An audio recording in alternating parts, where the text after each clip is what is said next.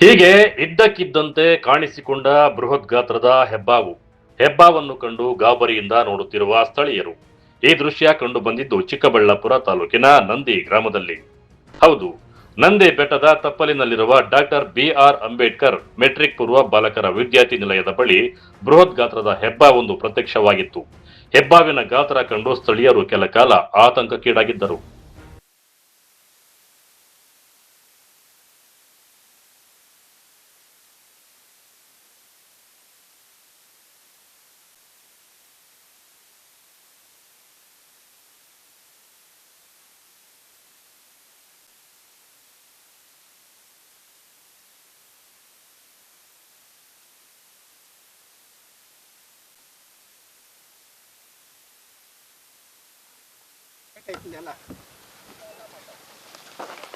ಸೇರಿಸ್ಕೊಂಡ್ರ ಆಯ್ತು ಉಂದ್ರ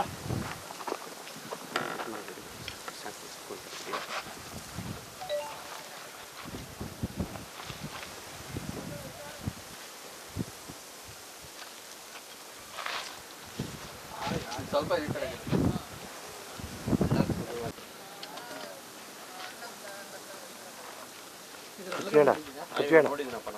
ಇರಿ ಸ್ವಲ್ಪ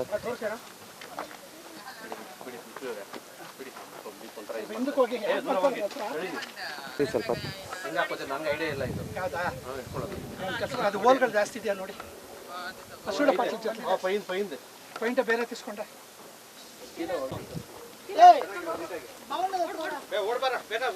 ಇದೇ ಮಾರಿ ಏಸ್ತೇನವ್ರು ಅಂತೆ ಸಿಡಿಪಿಚ್ಕೊಳಕ್ಕೆ ಅಂತ ಪಿಕ್ಕೊಂಡು ಚುಡಿಸ್ತೀನಿ.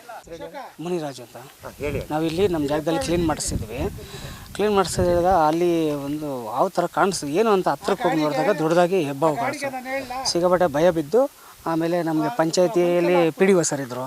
ಅವ್ರಿಗೆ ಇವರು ಫಾರೆಸ್ಟ್ ಆಫೀಸರ್ ನಂಬರ್ ಗೊತ್ತಿರಲಿಲ್ಲ. ಅವ್ರು ಫೋನ್ ಮಾಡಿ ಅವ್ರ ಕಡೆಯಿಂದ ಅವ್ರು ಫಾರೆಸ್ಟ್ ಆಫೀಸರ್ನ ಕಳಿಸಿ ಸೇಫಾಗಿ ರೆಸ್ಕ್ಯೂ ಮಾಡಿಸಿದ್ವಿ. ನೋಡಿದ್ರೆ ಎಷ್ಟು ದೊಡ್ಡದಾಗಿತ್ತು? ಇವಾಗ ಸಿಕ್ಕಾಪಟ್ಟೆ ದೊಡ್ಡದಾಗಿ ಇತ್ತು. ನಾವು ಅದನ್ನ ನೋಡೋಕ್ಕೆ ಭಯ ಆಯಿತು. ಹಾಗಾಗಿ ಅವ್ರನ್ನೇ ಕರೆಸಿ ಅದು ಹೆಬ್ಬಾವು ನೋಡಿದ್ರೆ ಯಾವತ್ತಾದ್ರು? ಇದು ಫಸ್ಟ್ ಟೈಮ್ ನಾನು ಲೈಫಲ್ಲಿ ಫಸ್ಟ್ ಟೈಮ್ ನೋಡ್ತಿದ್ದೆ. ಎಲ್ಲ ರೀಲ್ಸಲ್ಲಿ ಅದರಲ್ಲಿ ನೋಡ್ತಿದ್ದೆ. ಇದನ್ನು ಲೈವಲ್ಲಿ ನೋಡಿದ್ದು ಫಸ್ಟ್ ಟೈಮ್. ಯಾವ ಥರ ಇತ್ತು ನೋಡಿದ್ರೆ? ಭಯಂಕರವಾಗಿತ್ತು ಸರ್. ಇನ್ನು ಹೇಳೋಕ್ಕೆ ನೋಡಿದ್ರಲ್ಲ ನೀವೇ. ನೋಡಿದೆ ಏನು ಅನಿಸ್ತು?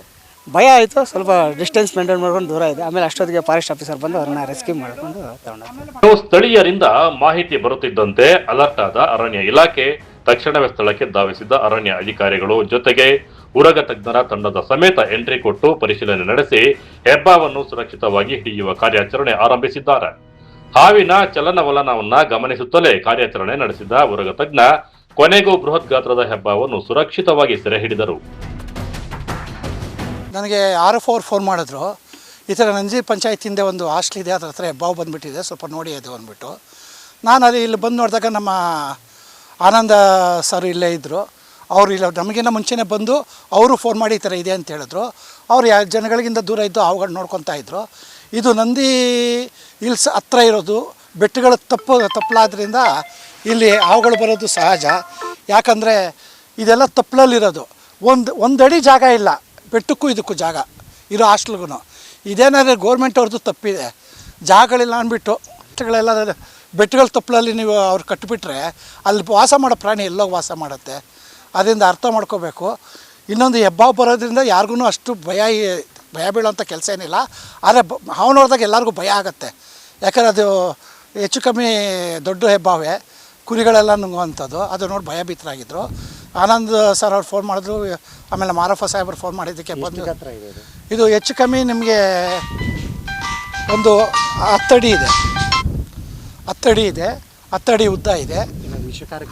ಇಲ್ಲ, ಇದು ವಿಷ ಇಲ್ದಿರೋ ಹಾವು, ಇದು ಹೆಬ್ಬಾವು ಅಂದ್ಬಿಟ್ಟು ಇದನ್ನು ಉಸಿರುಗಟ್ಟಿಸಿ ಆ ಪ್ರಾಣಿಗಳನ್ನ ಸುತ್ತಾಕೊಂಡು ಉಸಿರುಗಟ್ಟಿಸಿ ಆಮೇಲೆ ನುಂಗುವಂಥದ್ದು. ಆದ್ದರಿಂದ ಅದನ್ನು ಬಂದು ಈಗ ರಕ್ಷಣೆ ಮಾಡಿದ್ದೀವಿ. ಈಗ ಅದು ಸೂಕ್ತವಾದ ಸ್ಥಳದಲ್ಲಿ ಬಿಟ್ಬಿಟ್ಟು ಬೇರೆ ಗಂಡೆ ಬೇರೆ. ಅದು ಮಿಲನ ಟೈಮಲ್ಲಿ ಮಾತ್ರ ಒಂದು ಒಟ್ಟುಗೂಡುತ್ತೆ.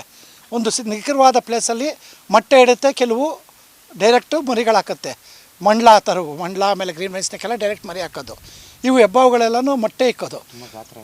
ಗಾತ್ರ ಇದೆ, ಮೊಟ್ಟೆಕ್ಕೆ ಮರಿ ಮಾಡುತ್ತೆ, ಎಲ್ಲ ಡಿಸ್ಟ್ರಿಬ್ಯೂಟ್ ಆಗುತ್ತೆ. ಜನಗಳು ಭಯಭೀತರಾಗೋ ಕೆಲಸ ಏನಿಲ್ಲ, ಯಾಕಂದ್ರೆ ಮರಿಗಳೆಲ್ಲನೂ ದೊಡ್ಡದಾಗಲ್ಲ.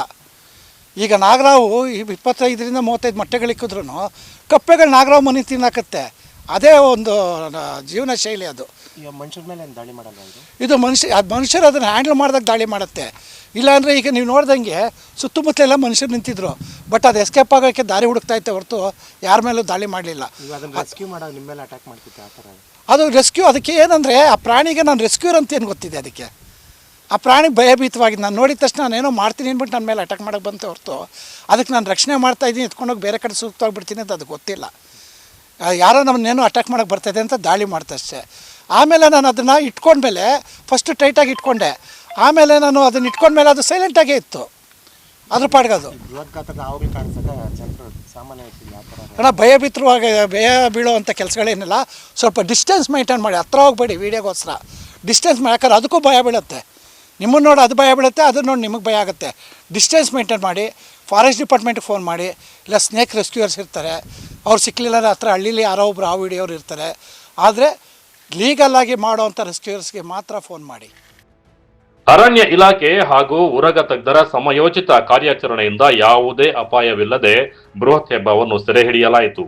ಬಳಿಕ ಹೆಬ್ಬಾವನ್ನು ಜನವಸತಿ ಪ್ರದೇಶದಿಂದ ದೂರದ ಸುರಕ್ಷಿತ ಅರಣ್ಯ ಪ್ರದೇಶಕ್ಕೆ ರವಾನಿಸಲಾಯಿತು. ಹಾವು ಕಂಡರೆ ಭಯ ಪಡುವುದು ಸಹಜ, ಆದರೆ ಅದನ್ನು ಹಿಡಿಯಲು ಅಥವಾ ಅಲ್ಲಿಂದ ಓಡಿಸಲು ಹೋಗುವುದು ನಮಗೆ ನಾವೇ ಅಪಾಯಕ್ಕೆ ಆಹ್ವಾನ ನೀಡಿದಂತೆ. ಹಾವು ಕಾಣಿಸಿಕೊಂಡಾಗ ಅದರಿಂದ ಸುರಕ್ಷಿತ ಅಂತರ ಕಾಯ್ದುಕೊಂಡು ತಕ್ಷಣ ಅರಣ್ಯ ಇಲಾಖೆ ಅಥವಾ ಉರಗ ತಜ್ಞರಿಗೆ ಮಾಹಿತಿ ನೀಡುವುದು ಒಳಿತು. ಕ್ಯಾಮರಾ ಪರ್ಸನ್ ಪ್ರವೀಣ್ ಜೊತೆ ಕಳವರ ಅರುಣ್, MMT ನ್ಯೂಸ್, ಚಿಕ್ಕಬಳ್ಳಾಪುರ.